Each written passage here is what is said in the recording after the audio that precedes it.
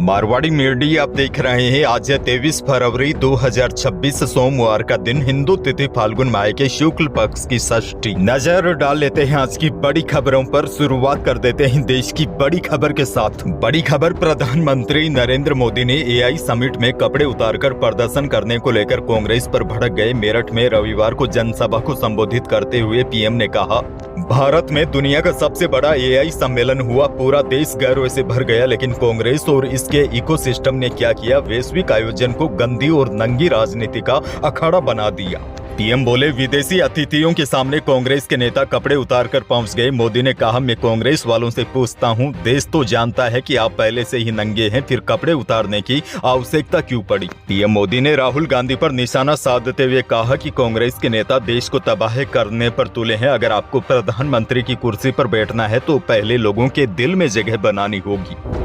आगे बढ़ेंगे। देश भर के किसान भाइयों के लिए बड़ी खबर। प्रधानमंत्री किसान सम्मान निधि योजना के लाभार्थियों के लिए अगली किस्त फरवरी के आखिरी हफ्ते से लेकर मार्च 2026 के बीच खाते में ट्रांसफर की जा सकती है। हालांकि आधिकारिक तारीखों का ऐलान अभी भी नहीं हुआ है, लेकिन कई मीडिया रिपोर्ट्स के अनुसार अब यह दावा किया जा रहा है 22वीं किस्त का पैसा लाभार्थियों के बैंक खातों में होली के आसपास आ सकता है। हालांकि पोर्टल के मुताबिक सभी पंजीकृत किसानों के लिए ई-केवाईसी करवाना अनिवार्य है। अगर आपकी ई-केवाईसी पेंडिंग है तो किस्त रुक सकती है। और बड़ी बात यह है, किसान खुद पीएम किसान पोर्टल पर जाकर ओटीपी के माध्यम से ई-केवाईसी घर बैठे ही कर सकते हैं।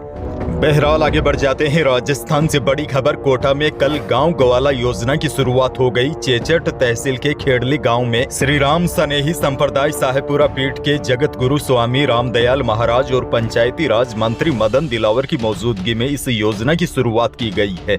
अब देखिए, काम की जानकारी आपको दे दूं। योजना के तहत हर चयनित गांव में एक ग्वाला यानी कि गाय चराने वाला नियुक्त किया जाएगा, जिसे हर महीने सैलरी दी जाएगी। यह ग्वाला गांव के सभी गौवंश को एक साथ गोचर भूमि तक चराने ले जाएगा, शाम को वापस गांव में लाकर उनके मालिकों तक पहुंचाएगा। अभी कोटा के रामगंज मंडी क्षेत्र में 14 गांव गवाले तैयार किए गए हैं और धीरे धीरे यह योजना प्रदेश के सभी जिलों में लागू होगी। शिक्षा एवं पंचायती राज मंत्री दिलावर ने कहा है कि गाँव में गायों की देखरेख के लिए गवाल की व्यवस्था की जाएगी, जिसको 10,000 रुपए प्रति महीने दिए जाएंगे। इसके साथ ही चारागाह भूमि को अतिक्रमण से मुक्त करवाकर गायों के लिए पर्याप्त गोचर भूमि उपलब्ध करवाई जाएगी। खैर आगे बढ़ेंगे। राजस्थान प्रदेश कांग्रेस कमेटी के अध्यक्ष और लक्ष्मणगढ़ विधानसभा से विधायक गोविंद सिंह डोटासरा ने भाजपा सरकार पर तीखा हमला बोला।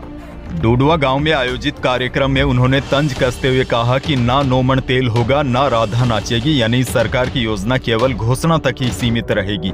सभा को संबोधित करते हुए डोटासरा ने कहा, भजनलाल सरकार को 3 साल पूरे होने के बावजूद भी शेखावाटी क्षेत्र के लिए यमुना जल नहर योजना की अब तक डीपीआर भी तैयार नहीं हुई है। डोटासरा ने आगे कहा कि यदि भाजपा सरकार यमुना नहर का एक लोटा पानी भी शेखावाटी तक ले आए तो वह अपना नाम बदल लेंगे।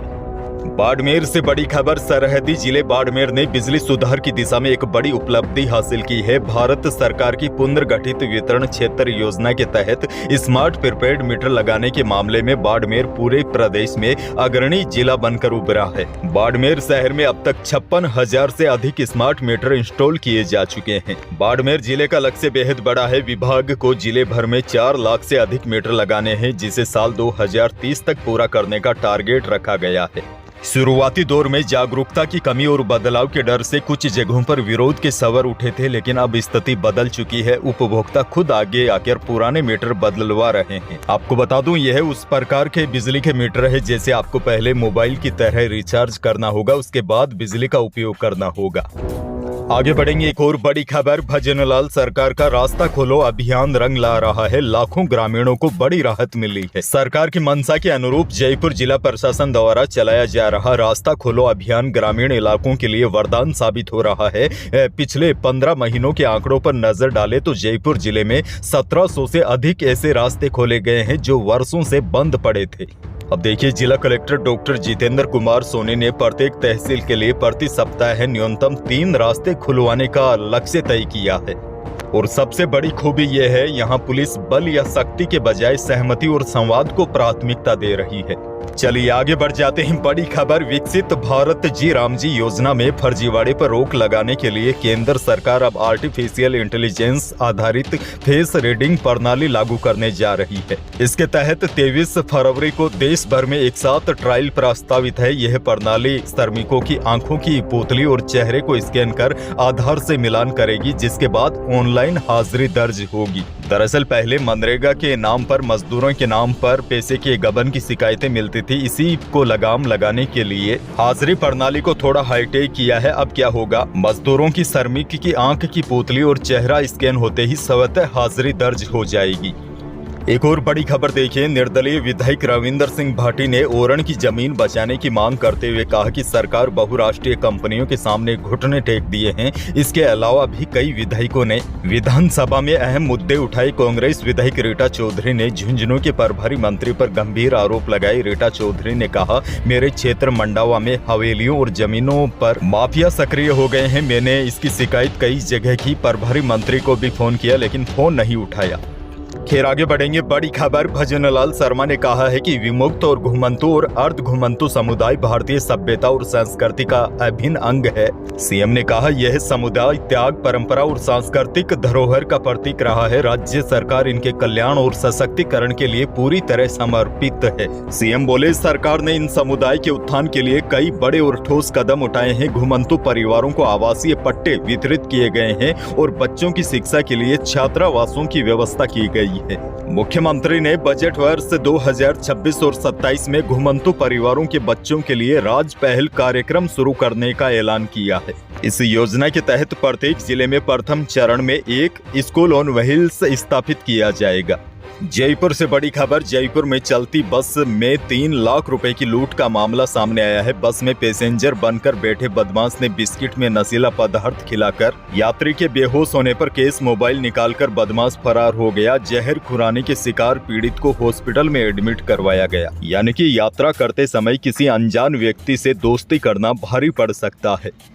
अलवर से बड़ी खबर, पैदल जा रहे मौसेरे भाइयों को तेज रफ्तार कार ने टक्कर मार दी। कार की टक्कर से एक युवक करीब 2 फीट तक उछला और पेड़ से टकराकर गिर गया। उसकी मौके पर ही मौत हो गई। वहीं दूसरे युवक को कार काफी दूर तक घसीटते ले गई। गंभीर घायल युवक का जयपुर में इलाज जारी है। कोटा से भी बड़ी और दुखद खबर, कोटा में दिल्ली मुंबई एक्सप्रेसवे पर सड़क हादसे में 4 लोगों की मौत हो गई। तेज रफ्तार कार आगे चल रहे ट्रक में घुस गई। हादसा इतना भीषण था कि गाड़ी के परकच्चे उड़ गए। कार में सवार 4 युवक कार में बुरी तरह फंस गए। पुलिस ने कड़ी मशक्कत के बाद युवकों को गाड़ी से बाहर निकाला, हॉस्पिटल भिजवाया, जहां डॉक्टरों ने 4 को मृत घोषित कर दिया।